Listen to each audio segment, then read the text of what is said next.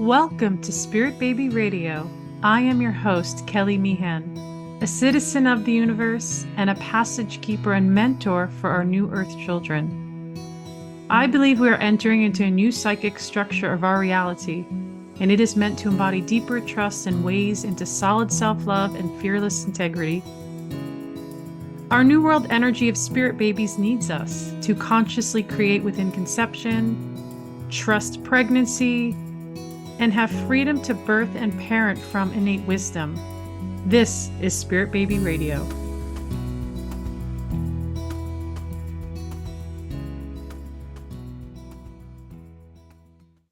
Welcome to episode 217, May 2025, the new Earth Children of today. Join us as we share real and personal Spirit Baby stories that carry messages of love, hope, connection, and truth. In this space, my plan is to blend the metaphysical, the spiritual, and the science of life to explore profound connections to our everyday existence. Today, I'm honored to welcome our special guest, Audrey, an expert in motherhood. Welcome. Hi there. Do you like that? You're the expert in motherhood. Oh, I love I love that Audrey, I put this message out like quite some time ago, and I think I was harassing her. I'm like, I'd love to hear your story. And we're finally here, and she has her own experience from fertility to pregnancy to maybe other things in between. And why don't we mhm. just begin and yeah, tell us more about yeah, where your journey began and how that went and what your connection is in that spiritual Sure. space. Sure. As people can usually admit, my path to motherhood wasn't linear.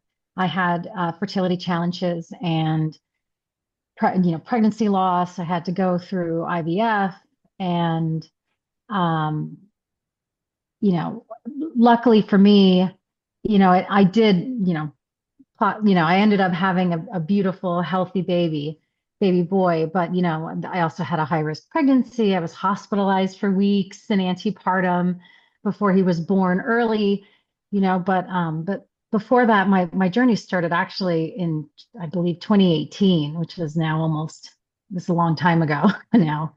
And we just couldn't get pregnant, and I didn't know what was going on. And so we went to the IVF clinic and um, started that process. But in the meantime, just nothing was working. And so um, I started working with a fertility coach, which introduced me to Kelly and opened up my world to all these different possibilities. And so it just cracked something open in me meeting with Kelly and everything in it.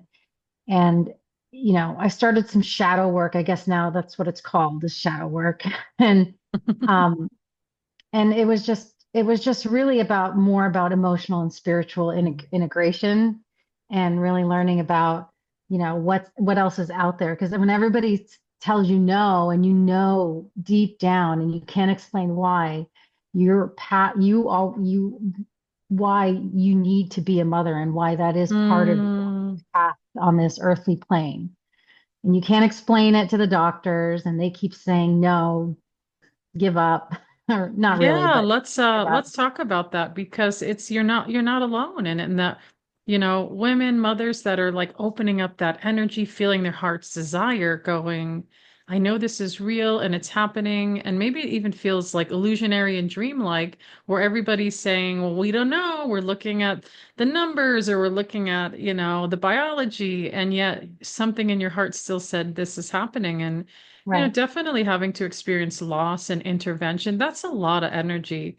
Like I think that we minimize it maybe just to get through it, right? Like women, not me, but like women, like they minimize it, or they're just like, okay, I'm going to do it. I'm going to show up. And then, yeah, you're left with a lot of emotion and feelings like on the journey, and how valuable it is that you heard that inner calling of like, you know what? I'm have to do some shadow work, which I know is Yeah. maybe that's what they call it. And I feel like it's an ongoing relationship, right? Because we always have darkness, and that we get to, I want to say, expel it out of our consciousness and our energy field some on some level, right? and then Right. give love and forgiveness inward. But yeah, tell us what were they saying? Like they were just like, this is not. Well, I felt like they saw my age and they said Oh no. yeah. Yeah. And I'm like, well, What's that your age? doesn't, Can you say the age at the time? What was that? I was 40 Okay, when I yeah. started.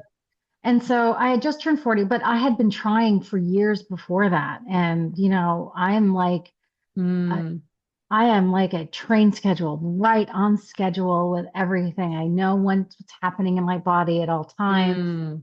And so I just didn't understand why it wasn't happening. I mean, the joke is, my father would look at my mother and she'd get pregnant. So Oh wow. Yeah, yeah. You're sister like, had what's no happening? problem.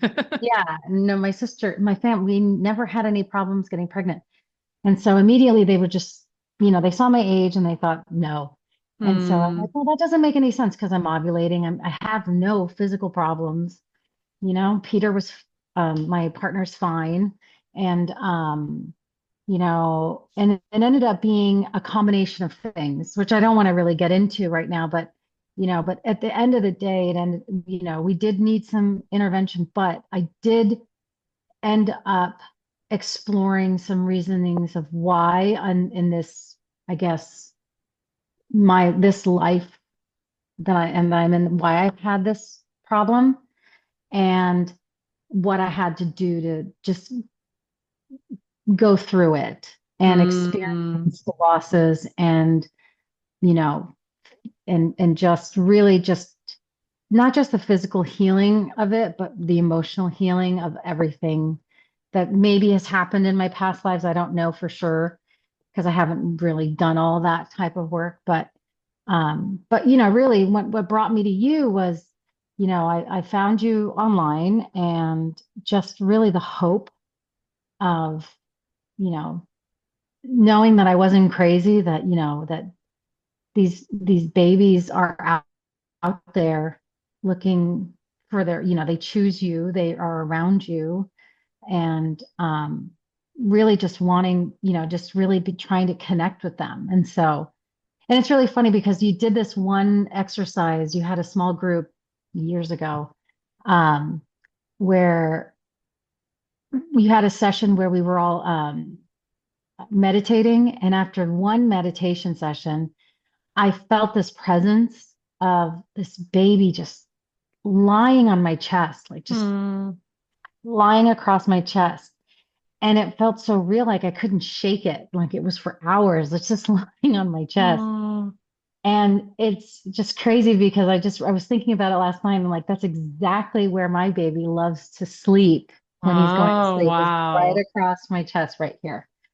So Wow, it's that's as if amazing.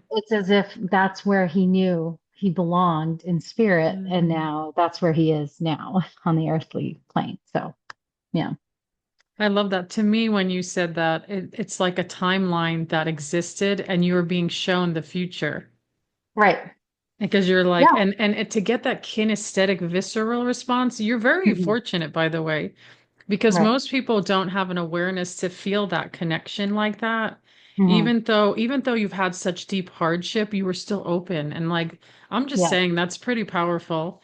And I love that. I love that it's like, and then he's there and you're just, yeah, tell us more. Well, I just really, and then, not after that, I believe I scheduled a reading with you specifically because I had so many successful I mean, egg retrievals and and then, it's just the numbers go, you have all the retrievals and then you fertilize them and then the numbers go down and then you Hmm. transfer and then you get your hopes up and then you lose them. And it's just, Hmm. there's just a lot of loss. And so, after one very hard loss I had booked him by chance, you had a cancellation and it happened to be on my birthday. And Oh, yay. this is what prompted me to reach out to you and let you know the good news because I just, for some reason, I just thought about it. I think I was looking through my emails just trying to clean up some stuff. And that's why I reached out to you and I said, oh, that's right. Kelly was the one who told me I was going to have a baby in February. And it turned out Luke, my son was born in February, Oh. and this was years before he was born. Even, when we were literally told there was no hope by all the doctors and everything. And so, Wow. that was something I really wanted to let you know about and, share as a validation of, just to keep the hope alive if you really feel it. Mm. And, it's hard to keep hope, but Mm. you have to, because it's just really my message to everyone out there is that the spirit baby work is real, and Mm. it's not loud, it's not dramatic. Mm. It's sometimes very quiet and very slow to unfold, but it's very powerful when you see it and when you see the little instances of it in your life. And it can offer peace and grounding. And when I finally, in retrospect, had to think about it, I remember because that February came and went and nothing happened. I remember I had another transfer scheduled in February, nothing happened. Mm. And I was so disappointed. And I was like, everybody's wrong. But it doesn't Mm. make any sense because I know I'm going to be a mother. It just, I thought maybe I was going, I think everybody thought I was going crazy. But, really just trust in yourself and trust in the messages that you're getting in your heart from your surroundings and the messages around from your spirit babies because they are around you. So how do you deal with like so hard times come and loss? Loss is massive. There's grief, there's feeling. What helped get you through that personally? So meeting with you was definitely a catalyst, and just by chance, I met someone, a friend who actually started a spiritualist church here in San Francisco, and it's called this Center of the Open Heart. And Mm. they gave me the space to process my losses in a place that felt safe and intentional without rushing to feel better.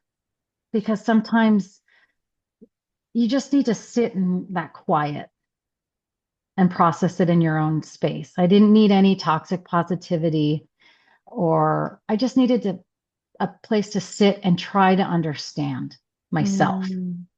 and not blame myself because I know it wasn't it, there's no one to blame, you know.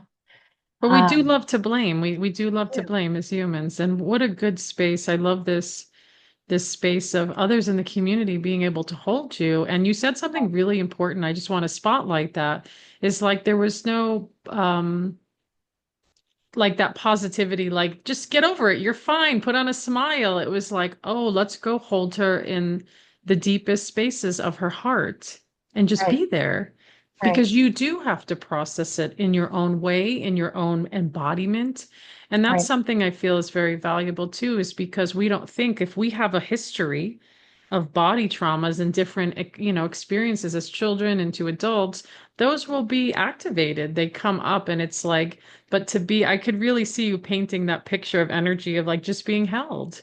And so right, as you're being held in it, you're able to find your own way, right? It's like, right. oh, with a lot of love, it sounds like. Exactly. And it was a space that held me when I was really unraveling. I could Yeah. have really just unraveled. Yeah. And really through mediumship, meditation, and their circle work, I began to piece myself back together. Mm. And but they also didn't rush me to heal. They sat with Mm, hmm. in hope and in the mystery of what and the why. We don't know why. It's just a mystery. And that place has become my spiritual home. And we are in such a rush, aren't we, as human beings? Yes. Like, and one reason I think that is I know that we have so much light body power that we can manifest things, very Right. effortlessly at times.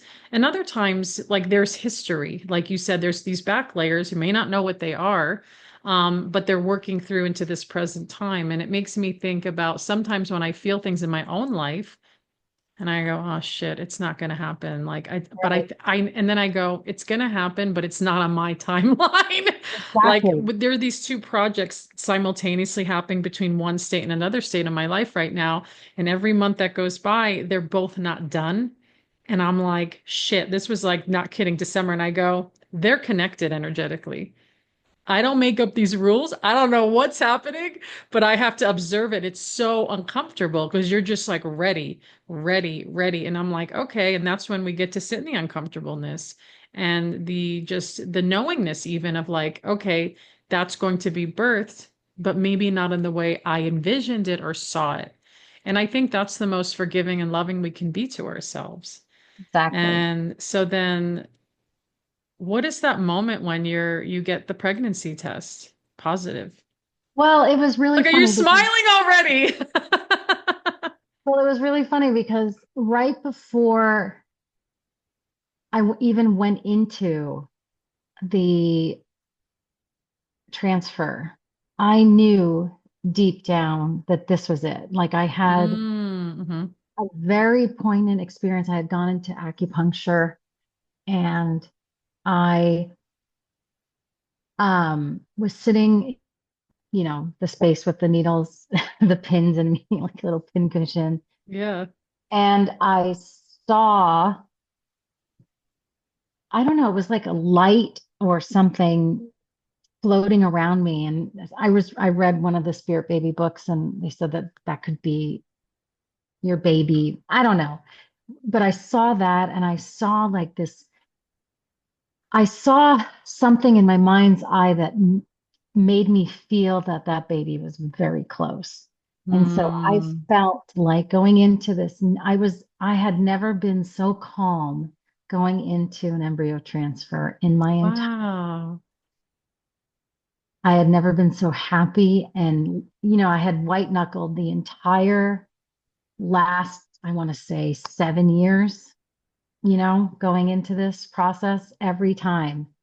And I went in feeling just complete openness and hope and expectation of nothing but happening, like he was coming. My baby was coming. Mm. And so I knew immediately when it was done that well, I didn't know immediately, but I was very hopeful when it was done that it had worked. And I mean, about 2 weeks later, a week later, I knew I was, I knew Aw. that I was pregnant because my sense of smell went completely off the Yes. charts. So I'm like, this has got to be it. And That so is a that was part of really it. The good exciting. and the bad Yeah, smells. that was really exciting. Amplification. Yes, Yes. that was Wow. really exciting. And what was really crazy is like I knew from the beginning it was going to be a boy, and we kept it completely secret. We didn't know. We Oh, wanted it wow. to be a surprise. Yeah. We wanted it, we just said 10 fingers, 10 toes, healthy Mm. baby. Hmm. Because you can decide you want to know or not know. And we said we didn't want to know. And so um I knew deep down it was a baby boy, and it was a baby boy. And it's crazy because I look at him now and I'm like, this is the baby I had seen in my Oh. dreams. And he is the sweetest little thing ever.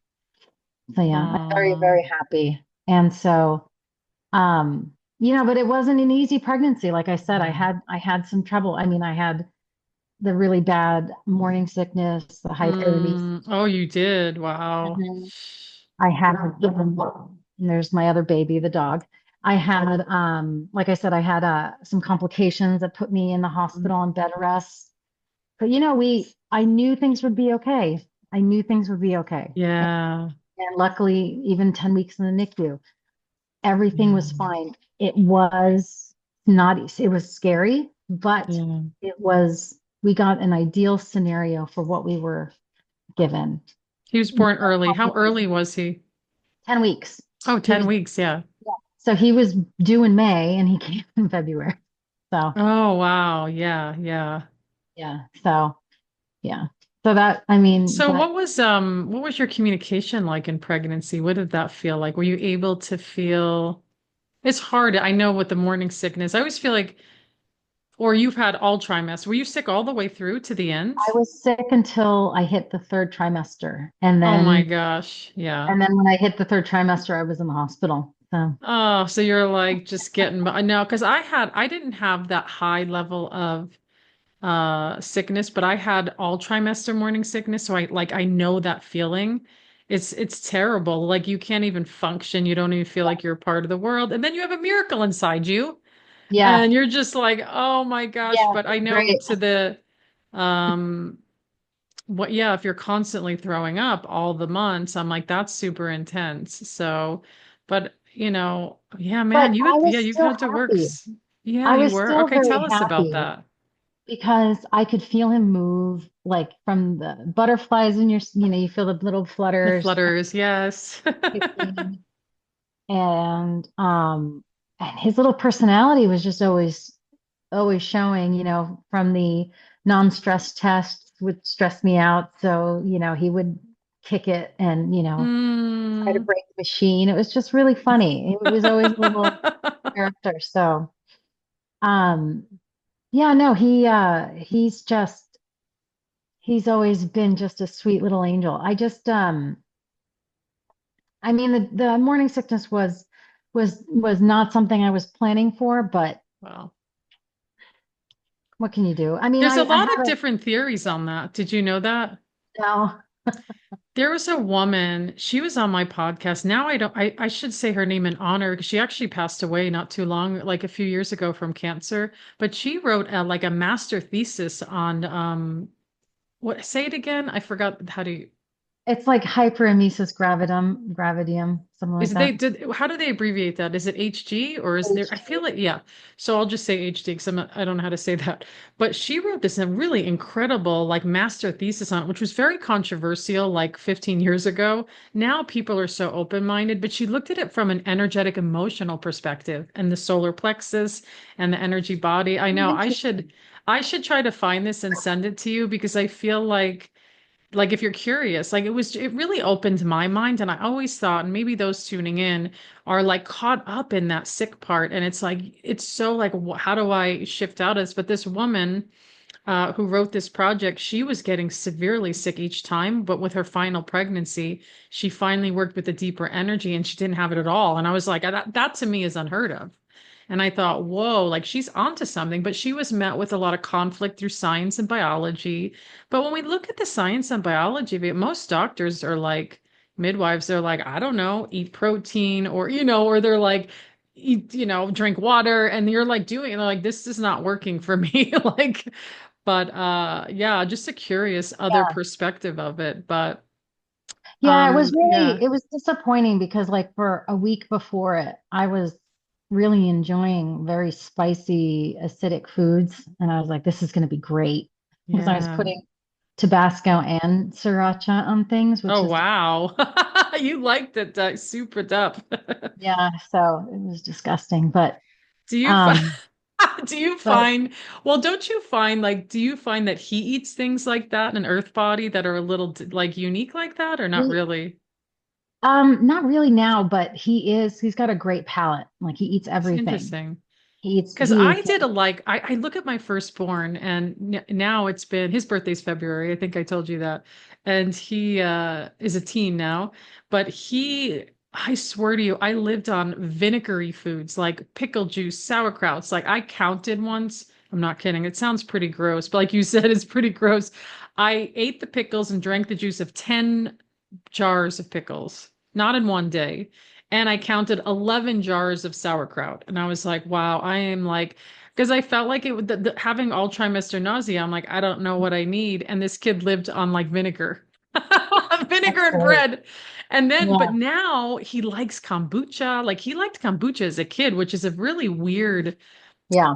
flavor for kids to like. And he liked vinegary things. And I was like, wow, maybe there's something to the palate of pregnancy and what we eat and what they like take in and what their nourishment is. But I was Well, just curious. I did take my partner's palate while I was pregnant, which is really funny. Like I Oh, couldn't eat the wow. things I liked, but I ate things he liked, and it was It, just crazy. it is It's a just very really funny. weird. It is very weird because I Yeah. remember I love onions. Like I could saute them, I could fry them. And as soon as I got pregnant with my firstborn, I didn't eat onions for the whole time. And I was like, they're disgusting. I was repulsed. I was like, what's a matter with me? And then as Yeah, soon as I like gave birth, I was like, where's the onions? Like it was like it's exactly. so bizarre because your body does have, and I'm sure there's a deeper nutritional value to that. Like there's probably something that is in onion. I don't even know. Like he didn't want it. Like my body didn't want it, but it's so mysterious. So I'm not surprised. Yeah, you like kind of take on. But tell us. I'm curious, and I'm thinking now. When you're connecting with Luke during conception and pregnancy, what felt like your biggest area of like connection? Was it visual, feeling, like with your intuition? Like what was it? Were you like journaling? Were you dancing? So before I got pregnant with him, I was doing a lot of journaling. And so that, and I was writing him letters, and that's what I did before I conceived him. During, I would talk to him, especially Hmm.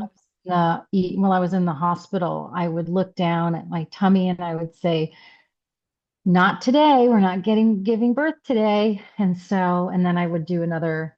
I actually worked. I worked through it. I went to work remotely because it helped me relax, shockingly enough. And so I would just keep my mind off everything by going to work. And so that helped also. But I would talk to him during my time in the hospital to the Hmm. point where like I tried to ignore my labor pains when I finally went into labor, where it's like, no, no, no, we're not going to labor today. And I Oh, just couldn't wow. for a while. Yeah. But the good news is, he was born just little. He was perfect in Yeah. every way. He came at the right moment, at the right time. He came when he needed to come. I mean, somehow you tuned into that was the precise time Hmm. before that was when he needed to come. And so I don't understand it. I'm one day maybe I will, I don't but know. It may be because I know that it's like when, yeah, baby beings are born, there is such a great mystery on their own sovereign soul's journey. And I love that you were just so anchored, even in your fear. You're like, no, peace coming. It's going to be what it's going to be. And it doesn't minimize that, of course, in that moment of scarcity or survival. It's like, oh, my baby, like, are we okay? And, putting your energy in the hands of where you felt the safest to follow yeah, through. And there are a lot of babies born early or prematurely, like it happens. And I know that there are personality characteristics about how we're born and positive and negative, because it is who we are. Like we've all come through the vessel. yeah, But it's fascinating to see that and just to notice. And I love like as mothers, we get to be in like kind of heart observation with our children. Like, I was like, oh, like this one was born this way. And it really does show in their personality and like how they conquer the world and how they see it or what maybe they need to overcome something. Because sometimes I feel like energetically, oh, I'm born early, I'm smaller, I'm weaker, not really, but you know what I'm saying? So it's like, is that the energy that comes through? And then that's a part of their journey to overcome that. Like, do you yeah, know what I'm saying? And it's fascinating. And then, of course, as the mother that you're tuned in, you're like in relationship with that too, going, oh, and that goes on, by the way. Like my kids are like way older, but it's like even I see them struggling or pushing through certain energies and I'm like, okay, and let's see where that goes. Like, because they have to like trial and error the world as we do. right.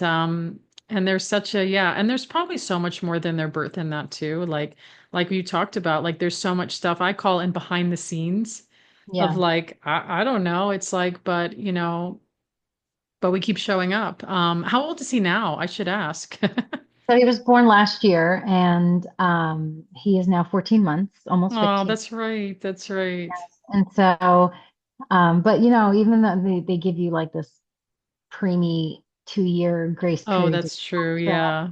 but he's already, I mean, he's wearing 18 to 24 months. Yeah.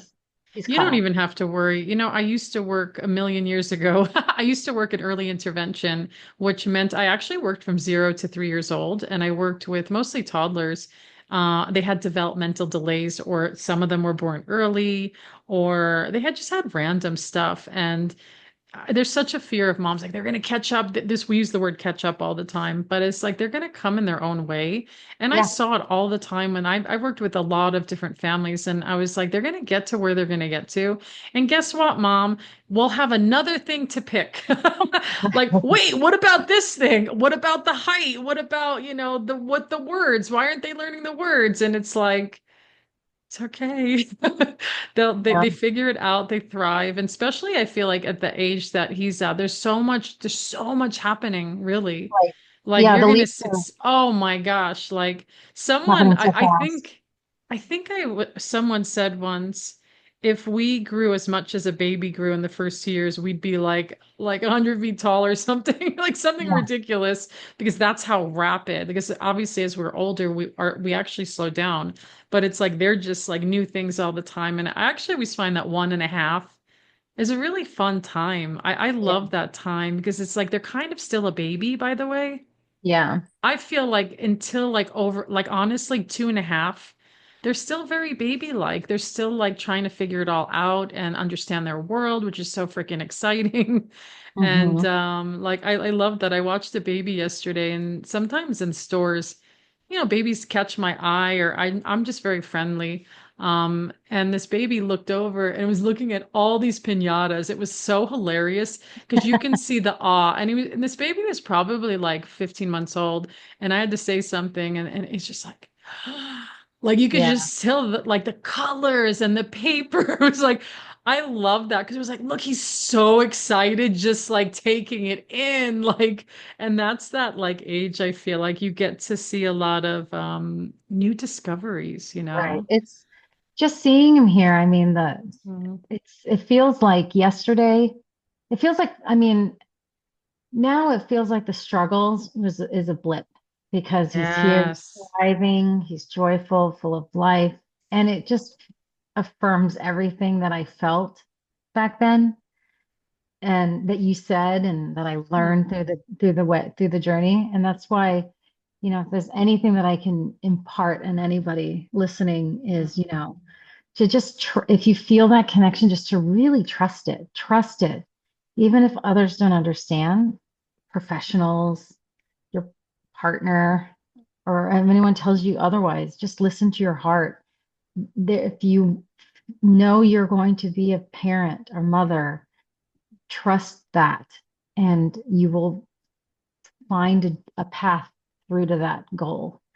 Um, and these babies choose us; they really do. I mean, my baby was floating around me for years before, he came to me in this physical world. So, and he was here before I was able to hold him in my arms. So, yeah. Wow, what a beautiful, I was going to say, coming to the end now, what a gorgeous statement you shared, because you like, yeah, there is an up and down, and like something you just said, even it's like a blip. Like you, because when you were in it, right? It's like Yeah. you're in it, and it's like, oh, and I want women to give themselves graciousness, and men. Right. Like when you're in it, and you're just like fucking bonkers even, like, and you're just Yeah. like, and then it's like, okay, and trusting is a really big part of it. I think you said something in an email, like maybe at first it wasn't like a quick fix Right. space we shared, which is powerful because people come in session space, and maybe once or twice, or if I'm working with someone consistently, that one energetic moment we share together, it may just be digging under the surface of Hmm. what more wants to kind of come through. And that's really my intentional energy when I support the space is babies. I told the universe, if babies want to be born, send them to me to help Yeah. so the parents can find their own sense of awakening in it, because Right. I don't have a magic wand, but also it's like what is within them, and I trust the children like Luke, that they're going to tell me, share with me, and then work with you in a way to open your frequency so they can just continue to move in that path that says this is how I'm coming and this is what it looks like, because you feel the heart call, right? I mean, that's a Right. big part of it. And I think that's really important because I know I've gotten work with other people, and I'm like, okay, what am I left with to sit with? And I always feel like we do have to sit and process it and marinate and then going, okay, what does this, baby's here. I don't know how they're coming right at this moment. Right. And that's huge. That's huge. And it's like dropping in. And I always like to encourage others more now is like just be in the quiet spaces. Right. Like nobody wants to be in the quiet spaces. I know, I get it. But it's like less doing, more being, be in nature, listen. And like you said, I like what you said way earlier, is this, it can be very subtle. It is. Yeah. It's not, Hell yeah, yeah. it's not dramatic. It isn't loud. It's not instant gratification, which is I know we're very used to right now. Yes. Um, but and from, like I said, for me, it took years. Um, but I knew and I trusted in that. And I'm glad I did because so many times I wanted to give up, Yeah. but I'm glad I didn't because I have this beautiful, beautiful, beautiful child.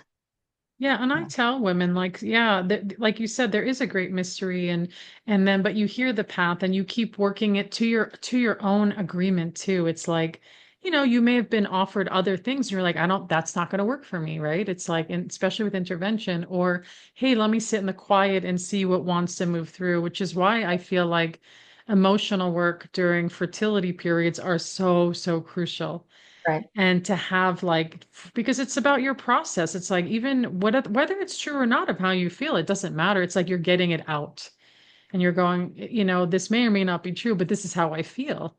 Hmm. And there's a truth to that, but then it's about, to me, it's like, are you anchoring then into an illusion where it's hurting you. Like, for example, someone will say, well, my baby doesn't want to come because they want to be a boy, not a girl. It's like, well, are these really relevant? Like, it's Right. like maybe your parents felt that way about you and you don't even know you have that story. It's like, okay, clear the space. Okay, we'll put it over there. Like now where's the energy go? Where can you just kind of anchor in? And I feel like with our children, we are in heart agreement. And Right. something I always say, and I want to paint this energetic picture for everybody, is our connection to our heart space is where pregnancy actually begins. Conception Absolutely. opens in the heart field like light, and the body may not even physically be pregnant yet, and then it integrates in and then there's this thing that happens. I can't really explain it fully, but I was like, I've noticed that a lot. I was like, what is that? There's something, but it's not like we always, yeah, it's about the womb because this is the gestational physical earth world place. But if we really to like, put an energy field of a person in the darkness and see between these worlds, that light energy is so in the heart space, and Hmm. baby just opens it up and then there's something there. And you're getting me all excited now because I'm like, I just want those that are connecting to like find their heart space, open it with baby and see what happens. And like it may not be this straight path, it may be contorted, twisted, messy. But then you keep working it. You keep working Right. it to see what wants to kind of unfold, and then you kind of step into it. And it is hard. I'm not minimizing that. I remember when I had my birth with my son, it was very dramatic, traumatic. It was traumatic. And I was like, I don't even know what I'm going to do after it. It just broke my soul. Literally, it felt like it broke my body and it opened me up to a lineage change. And I Oh, kind of knew that. I kind of knew that was going to happen, but I was also terrified to the point where I almost wasn't going to have a child, to be honest, because I can feel underneath something about having a child felt very overwhelming to me and terrifying. And I was like, that's weird. That's not normal. Because I'm such a future time traveler, so my body travels and feels and comes back, but I don't always know logically what that means. So moving into that, I was like, oh my gosh. I was like, I want to be a mother, but I'm also, my fear is huge. That was way before this lifetime and another. I was like, oh, this sucks. Like, so then no. I'm like operating with two different really people, it feels like. And then I wanted to honor my son. I know he wanted to be born. And I was like, am I going to shut that reality off and be selfish? Or am I going to open up? And I kind of felt like things were going to get messy, but I didn't know to that point of such deepness of it was, yeah, it was not positive. It was very, very hard to work then into that healing space of like, It took me years, I'm not gonna lie. And then it was like, okay, it's okay. It's like, like you were saying earlier, it's like you look back and you're like, whoa, I was in that space, but it's almost like, but you're here now. Do you know what I mean? It's like Yeah. now you're here and this present forward energy is everything. Right. And I felt like I did go down other paths. I looked into adoption, I looked into everything, but nothing worked out in that sense. Yeah. So, and this was really the only way for me just to have my own, which is weird. Because Interesting. usually, Yeah. um, but I'm glad, I mean, obviously I would have Yeah. joking. I'm like, I'll take anything. I'll take anybody. I'll take Mm. any child. But, I, you know, because there's a moment where, you know, you get that feeling of just not, I don't, the word desperation isn't really, doesn't do that feeling justice. It's like this need to be a mother is so Mm. deep inside of you that, you know, we did look into other paths and other ways, but this was really the only feasible path for us is to just keep going down. We had plenty of embryos. Let's just Mhm. try it again. And I'm glad we did, obviously, because it worked. But, you know, and there was so much stuff happening in the world. You know, I think when the world shut Mm. 2020, I think that gave Yeah. everybody a little bit of a chance to just calm down a little bit. And, you know, and I'm really lucky that, this process ruins relationships. I'm glad it brought us closer. Yes. And, you know, really, um, I just, everything just unfolded the way exactly it needed to. It's Mm. really weird. Like everybody says you never plan, it's never a good time to have a baby. That's And true, though, so, actually. yeah, Don't you agree? yeah, yeah, Someone said, well, I want to make sure I'm financially stable or I'm like I have a house or this. And I said, you may never have a child then because yeah, exactly. It and it's never, all yeah, perception. Like, because think about it. I know everybody I know complains about money. right, Everybody. I don't know anybody that doesn't because this is the world we're in right now. So right. then I'm like, if you use that, like, it's like, how do we Yeah. just be present, keep growing and creating? So I hear you. Yeah. One last thing as we're coming to an end, I'm going to poke you a little bit. Is there any future possible other children that you're opening to or inviting? I would love to, but unfortunately, I think that's a no for me. Okay. If we do, and I don't think so. I would love to, but I think I'm that just we're one curious. It's side. my own little poking, see where you're at. Yeah, I would, obviously, I used to say I would love to have all the babies, but, I think at this point, because of my age and because of the physical things that I had to go through, Yes, I absolutely. think we're just going to count our blessings. But we're open Yay. to adoption. We're open to other things, and we'll see what happens, you know? We'll see. I love it. Well, thank you so much, Audrey, for being here and sharing your heart story here with us all. Absolutely. Thanks for having me. And I want to thank you all for joining episode 217, Spirit Baby Stories, and tuning into real personal Spirit Baby stories that I hope empowered your own way with love, connection, and truth.